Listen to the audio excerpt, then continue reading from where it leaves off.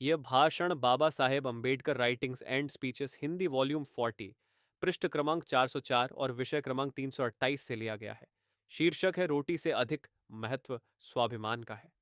18 मार्च 1956 के दिन आगरा में बाबा साहेब अम्बेडकर का भाषण आयोजित किया गया था। सभा में अध्यक्ष थे Uttar Pradesh scheduled castes federation के अध्यक्ष तिलक चंद कुरील। मंच पर श्री कृष्ण दत्त पालीवाल और उत्तर प्रदेश के कई मशहूर सामाजिक कार्यकर्ता और नेता उपस्थित थे। सभा में करीब 2 लाख का जनसमुदाय उपस्थित था। ठीक 6:30 बजे समारोह के आयोजन स्थल रामलीला मैदान में बाबा साहेब अम्बेडकर का आगमन हुआ।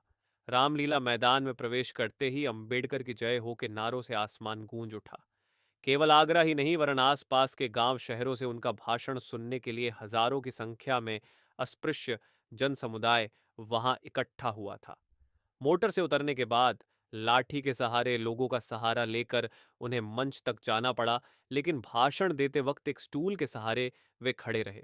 इस अवसर पर उन्हें 5,000 रुपयों की और 1,000 रुपयों की इस प्रकार से 2 थैलियां दी गईं। उन्होंने में कहा, 25 साल पहले राजनीति में प्रवेश करते समय मेरे जीवन के 3 उद्देश्य थे। पहला, अस्पृश्यों के हर घर में ज्ञान की गंगा का प्रवाह पहुंचाना। इस उद्देश्य में मुझे काफी हद तक सफलता मिली है। कहा जा सकता है कि शिक्षा के क्षेत्र में आज अस्पृश्य लोग आगे भले न हो, मुझे आत्मविश्वास है कि कुछ ही दिनों में वे अच्छी प्रगति हासिल कर सकते हैं। मेरे कार्य का दूसरा महत्वपूर्ण उद्देश्य था सरकारी नौकरियों में अस्पृश्यों को व्यापक प्रतिनिधित्व दिलाना। मेरी कोशिश से प्राप्त सफलता आज आपके सामने है। इन दोनों उद्देश्यों में आज मुझे सफलता प्राप्त हुई है, लेकिन दूर दराज के गांवों में रहने वाले मेरे अनगिनत दलित बंधुओं की स्थिति में सुधार लाने के मेरे तीसरे उद्देश्य में मुझे अभी बहुत कम सफलता मिली है।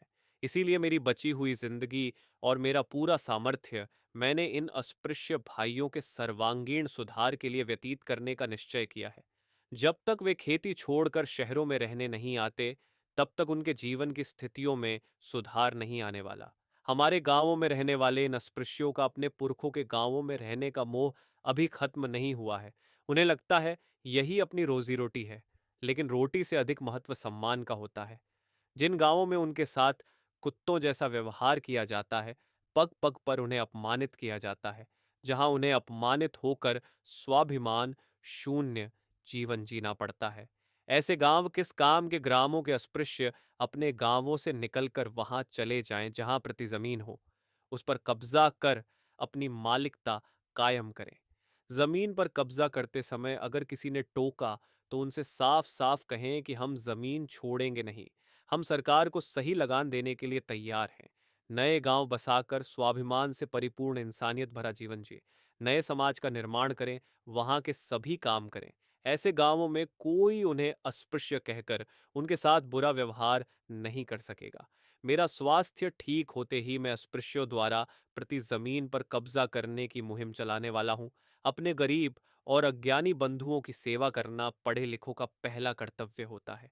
बड़े ओहदों पर जाने के बाद अक्सर पढ़े लिखे अशिक्षित बंधुओं को भूल जाते हैं। अपने समाज के बारे में अपनत्व का भाव न होने के कारण ऐसा होता है।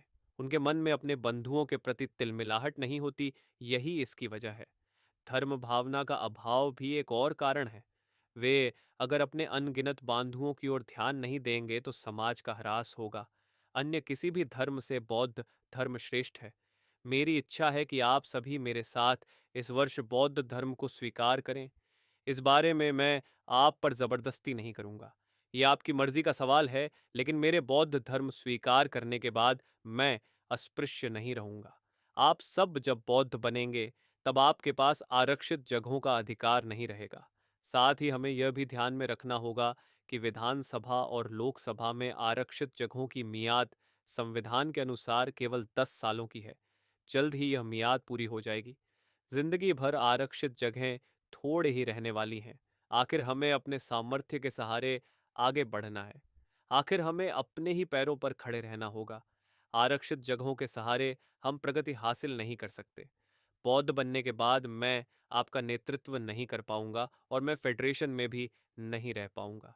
इसीलिए मेरी इच्छा है कि दलित वर्गियों में से ही किसी ऐसे व्यक्ति को आगे आकर मेरी जगह और नेतृत्व की कमान संभाले, वरना एक खंबे के सहारे टिके तंबू की तरह अपना संगठन बिखर जाएगा।